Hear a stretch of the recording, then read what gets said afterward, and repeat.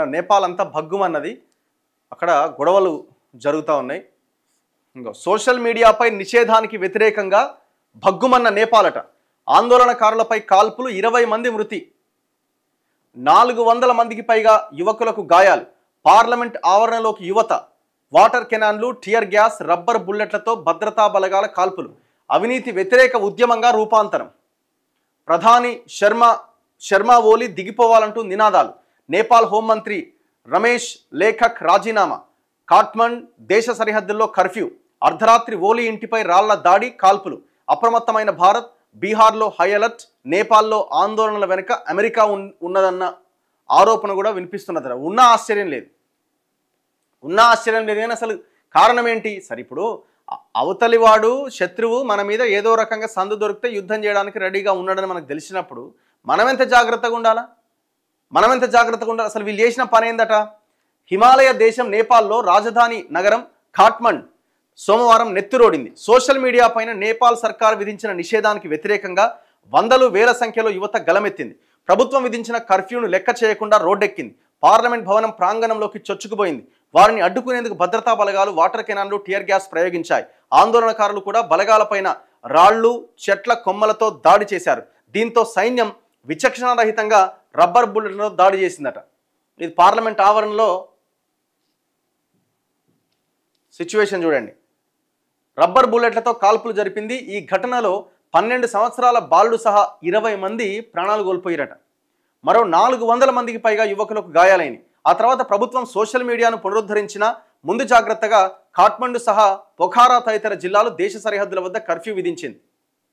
శాంతి భద్రతల వైఫల్యానికి నైతిక బాధ్యత వహిస్తూ నేపాల్ హోంమంత్రి రమేష్ లేఖక్ రాజీనామా చేశారు. భారతదేశం కూడా అప్రమత్తమైంది. ఇండో నేపాల్ సరిహద్దుల్లో భద్రతను కట్టుదిట్టం చేసింది.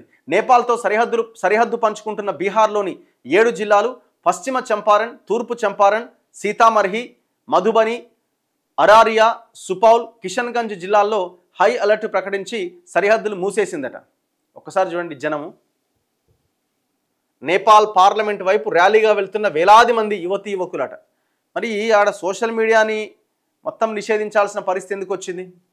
ఎందుకు నిషేధం అని అంటే విద్వేషపూరిత ప్రసంగాలు, ఫేక్ ప్రొఫైల్స్, సైబర్ నేరాలు, ఫేక్ న్యూస్ వ్యాప్తి వంటి కేసులు విచారించిన సుప్రీంకోర్టు ఆదేశాల మేరకు నేపాల్ ప్రభుత్వం ఐటీ కమ్యూనికేషన్స్ చట్టం ప్రకారం సామాజిక మాధ్యమాలన్నీ రిజిస్టర్ చేసుకోవాలి అని గత నెల 28వ తేదీన ఆదేశాలు ఇచ్చింది. అందుకోసం వారం రోజులు గడువిచ్చింది. అలా రిజిస్ట్రేషన్ చేసుకున్న సంస్థలు ప్రభుత్వం కోరిన సమాచారాన్ని అందించాల్సి ఉంటుంది. అభ్యంతరకరమైన పోస్టులను తొలగించాలని పేర్కొంటే సామాజిక మాధ్యమ సంస్థలు ఆదేశాలు పాటించాల్సి ఉంటుంది. ప్రభుత్వం పౌరులు ఇచ్చే లీగల్ నోటీసులకు ఖచ్చితంగా స్పందించేందుకు నేపాల్లో అధికారులను నియమించాలి. టిక్టాక్, వైబర్, విట్, నిబంజ్, పోపో లైవ్ వంటి సంస్థలు రిజిస్ట్రేషన్ చేసుకున్నాయి. టెలిగ్రామ్, గ్లోబల్ డైరీ సంస్థలు రిజిస్ట్రేషన్కు దరఖాస్తు చేసుకోగా ఆమోదం పెండింగ్లో ఉన్నది. ఫేస్బుక్, ఎక్స్, యూట్యూబ్ సహా 26 సామాజిక మాధ్యమ సంస్థలు మాత్రం రిజిస్ట్రేషన్కు సుముఖంగా లేవు. భారత్లో ఇలాంటి నిబంధనకు కట్టుబడిన ఆయా సంస్థలు తమ దేశంలో విముఖత ఉండడంతో ప్రభుత్వం ఈ నెల 3వ తేదీన వాటిని నిషేధించిందట. సో దీంతో ఈ గొడవ స్టార్ట్ అయింది. మరి ఇప్పుడు రిజిస్ట్రేషన్ చేసుకోవడానికి ఎందుకంత ఇబ్బంది వాళ్ళకి? అయితే దీని వెనకాల అమెరికా పాత్ర ఉండే అవకాశం ఉందని నేపాలీ పత్రికల అనుబంధ వెబ్సైట్లు కథనాలు ఇస్తున్నాయట. సోషల్ మీడియా నిషేధానికి వ్యతిరేకంగా జరిగిన ఉద్యమం కాస్త కేపీ శర్మ ఓలీ దిగిపో అనే నినాదం వైపుగా మళ్ళినాయట. ఓలీ చైనాకు ఆప్తుడు అనే విషయం తెలిసిందే. అయితే ఇటీవలి కాలంలో అమెరికా నేపాల్లో ప్రాజెక్టులు చేపట్టిందట. అందుకే ఆర్థిక దౌత్య మద్దతును పెంచిందట. మిలీనియం ఛాలెంజ్ కార్పొరేషన్ వంటి సంస్థలు లక్షల కోట్ల విలువైన ప్రాజెక్టులు నిర్వహిస్తున్నాయి. ఎన్ఎంబి బ్యాంకుతో కలిసి నేపాల్ సర్కార్ 2025లో అమెరికా అనుబంధ సంస్థలైన international finance corporation, British international investment ద్వారా $60 మిలియన్ గ్రీన్ బాండ్ ఒప్పందాన్ని కుదుర్చుకున్నదట.